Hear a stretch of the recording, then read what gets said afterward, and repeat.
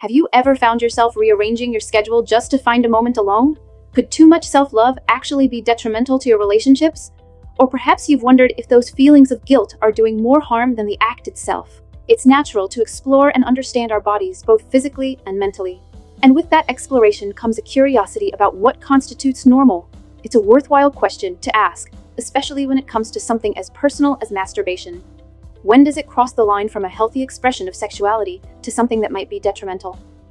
It's important to acknowledge that everyone is different. What is frequent for one person might be infrequent for another. However, recognizing that your habits might be leaning towards the extreme is a good first step. If any of the following points resonate with you, remember, there's no judgment here. This is a conversation, and a valuable one to have. And it's a topic worth discussing with a qualified healthcare professional, if you're concerned. Seeking information is a sign of self-awareness and responsibility. So let's delve into the question. At what point does masturbation become excessive? The answer isn't a simple one, as numerous factors influence your sexual drive. These include sleep quality, exercise levels, and of course, hormones. Hormones can feel like a force of nature, constantly driving your thoughts and desires. While suppressing hormones entirely isn't a viable or healthy option, especially during development, understanding their role is key. Hormones are powerful chemical messengers that significantly impact our emotions and behaviors. Trying to directly manipulate them often involves medication, which can have unintended consequences, especially during adolescence. However, the urge to masturbate driven by hormones is not inherently negative. It's a natural part of human biology. Research even suggests that early experiences with masturbations don't negatively affect your development and adjustment into adulthood. Often you might intuitively sense when your masturbation habits are becoming problematic. If you're engaging multiple times a day, to the point where your body feels depleted, that's a potential red flag. If it's disrupting your daily life, causing you to plan your day around opportunities to masturbate, it's almost certainly too much. One significant indicator is its impact on your overall happiness. During periods of isolation, like the COVID-19 pandemic, research revealed that sexual desire wasn't always the primary motivator for masturbation. People turned to it as a means of coping with anxiety, depression, and boredom. The danger lies in using it as a sole source of comfort. When you rely on any single activity or substance for relief, the risk of addiction increases. If after masturbating you still feel bored or anxious, it becomes a cycle. You might find yourself constantly searching for the next opportunity, feeling distracted and frustrated in the meantime. When your baseline happiness becomes contingent on masturbation, it indicates a shift in your emotional dependence. Healthy happiness shouldn't rely on a specific substance or activity. Addicts often feel incomplete until they fulfill their craving, be it a cigarette, a drug, or in this case, masturbation. While some habits can contribute to feeling prepared for the day, you shouldn't feel fundamentally frustrated or empty until that habit is satisfied.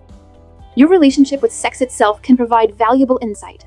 If you're in a relationship and consistently prefer masturbation over intercourse, it could suggest underlying issues. Perhaps the sex isn't fulfilling, or you've become desensitized through frequent masturbation. The instant gratification of porn and masturbation can sometimes make the effort required for partnered sex seem less appealing. This can have significant negative implications for future relationships. Sexual satisfaction is a cornerstone of relationship satisfaction for many individuals.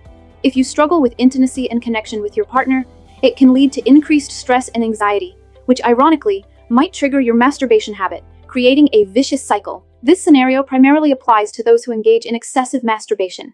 It's important to note that masturbation within a relationship is common and healthy. Couples have varying libidos, and sometimes busy schedules can lead to periods of less frequent sex. However, consistently choosing masturbation over intimacy with your partner warrants examination. Relying more on masturbation doesn't solve the underlying problem. There's a clear link between your mental state and your desire to masturbate. The temporary endorphin and dopamine release can be appealing when you're experiencing negative emotions. However, this is only a short-term fix. The more you rely on masturbation for emotional relief, the stronger the urge becomes. Ultimately, it can worsen your overall well-being. Many individuals also experience guilt associated with masturbation, stemming from religious beliefs, upbringing, or personal values. If you're a chronic masturbator grappling with persistent guilt, it can lead to depression and low self-esteem. And as we've discussed, masturbation is sometimes used to alleviate depression, further perpetuating the cycle. So, increasing masturbation frequency won't resolve the underlying issues. As with any compulsive habit, the initial enjoyment diminishes over time. A good starting point is to gradually reduce the frequency of masturbation. Identify the triggers that initiate the habit. This might involve deleting certain apps or being more mindful of the types of movies and shows you watch.